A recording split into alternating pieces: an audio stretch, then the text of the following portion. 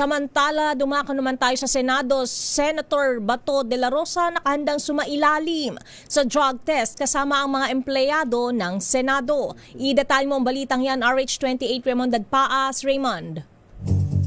Ayan, naputol. Naputol. Oy, pero ito nga, tayo. Iminungkahi nga ni Senate Minority Leader Vicente Tito Soto III ang pagpapatupad ng random drug test sa lahat ng empleyado ng Senado. Ito'y kasunod ng kontrobersiya kaugnay ng isang staff ni Senator Robin Padilla na umano'y humithit ng marijuana sa ladies room ng gusali. Paliwanag ni Soto, ipinatupad niya ang kanitong hakbang noong siya ang Senate President sa 18th Congress upang matiyak na walang gumagamit ng iligal na droga sa hanay ng mga kawani at opisyal ng Senado. Matatanda ang batay sa incident report ng Office of the Sergeant at Arms. Pinangalanan ang dating aktres na si Nadia Montenegro na huling nakita sa CR sa ikalimang palapag kung saan nagmula ang amoy ng marijuana. Mariing itinanggi ni Montenegro ang aligasyon ngunit umaming may vape sa kanyang bag.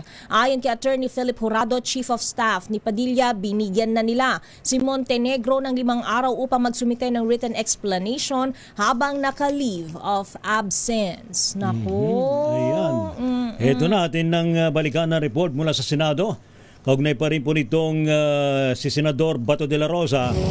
Nakahanda raw pong sumailalim sa drug test kasama ang mga empleyado ng Senado. Go ahead, Lakay Raymond Dagpaas. Lakay Raymond.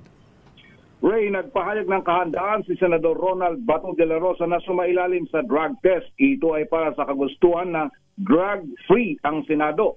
Suportado nito ang mungkay na magsagawa ng drug testing sa mga empleyado ng Senado. Giit ni de la Rosa, dapat ay masusing imbestigan ang napaulat na empleyado ng Senado na humihit-hit ng marijuana. Kapag napatunayan ay dapat lang siyang kasuhan dahil ito ay malinaw na labag sa batas.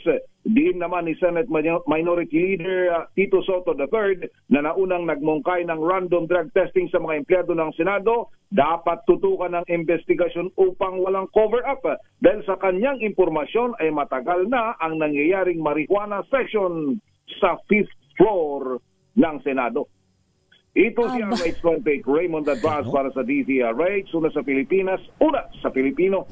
Session? May session din pala sa 5th floor? Pat session? Sino-sino? Binubuo nino ang ang session na yan. Wow. Habang may session sa session hall, may session din sa kabila. Abay, dapat kinakalampag ang Senate security, ano? Nako. Abay, gampanan nyo naman ang trabaho nyo na nag-roronda, ha? Dapat, di ba? Sino nga unang nakaamoy? Na may humithit? Yung ni Senador Ping? Staff naman niya. Okay. Kasi nga siguro trained nose. So kahit anong klaseng amoy yan, basta familiar. May something to. Kasi may training siguro. Madidistinguish mo yung amoy nung sigarilyo sa marijuana. Yosi, sa vape. Yung marijuana kasi medyo manamis-namis. Okay. Bakit? May sugar flavor. Ewan ko, parang ganun ang effect yata. Okay. Tapos yung iba naman, di ba, vape naman yung iba. Siguro iba. Yung iba pagka-vape kasi pag strawberry flavors, may strawberry, pag mango, may mango, pag vanilla, may vanilla. Akala siguro na iba, kapag naka-vape, di ba meron na ngayon, naka-vape tapos merong marijuana? Meron ng warning ngayon. Bukod pa yan sa Kush. Bukod pa yun. Bukod pa yun sa Bukod pa sa Tuklaw. Tuklaw. Tuklaw.